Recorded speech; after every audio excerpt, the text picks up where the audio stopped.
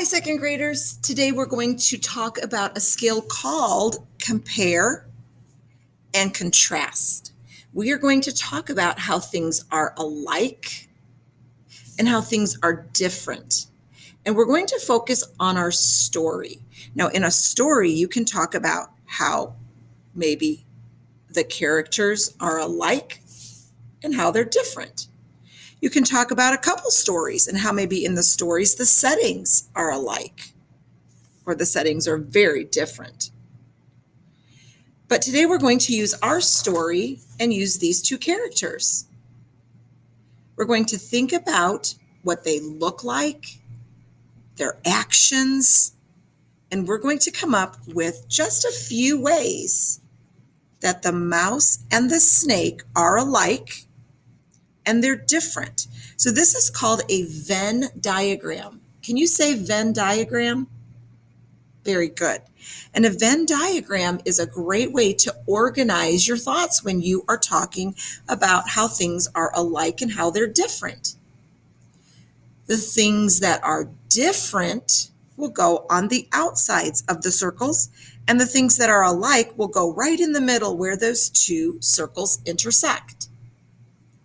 And we could come up with probably a lot of ways that they're alike and different, but today we're only going to come up with 3 ways that they're different and 2 ways that they're alike. So I want you to think for a minute before I start writing. Can you, in your mind, think of 2 ways that the mouse is different from the snake in our story? Remember, it can be how they look, how they act, what they say. Think for a minute. All right. So when I was talking with my class about this story, they just looked at the pictures and they said, well, the mouse is small and the snake is big. And I said, very good. That is one way that they are different. Then we started to think about their actions. And in my class, this one student said, well, the mouse is so nice because he was helping the snake. And then that made them think that the snake was kind of mean, that he wasn't thankful for that help. Another way that they thought that they were different was maybe even just their color. That in the story, the mouse was gray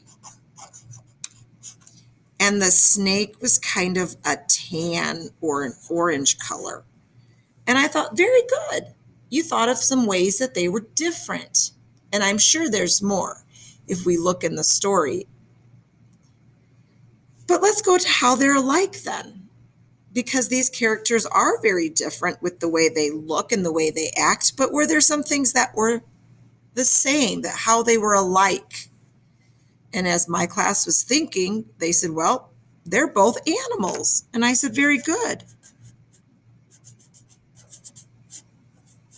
They both are animals.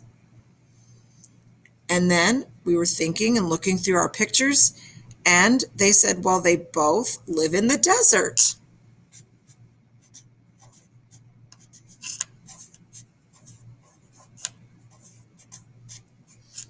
And I said, great, those are 2 ways that these animals are alike. Now we could think more and we could look through the story and look at their actions, but to just get us started with what a Venn diagram does, how it organizes our thoughts, how we find things that are alike and put them in the middle where the circles intersect, and how they're different on the outsides of the circles, I thought was a great start.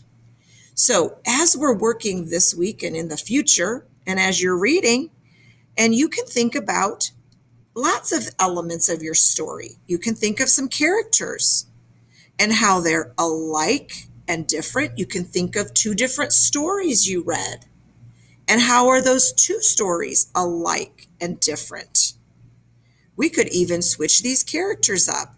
Maybe we could compare the mouse and that coyote, and maybe some of the ideas would change. So this is just a great tool to think a little deeper about the stories that you're reading. So we'll continue to work on this, and I want you to keep reading. Have a great day, and I'll be back tomorrow.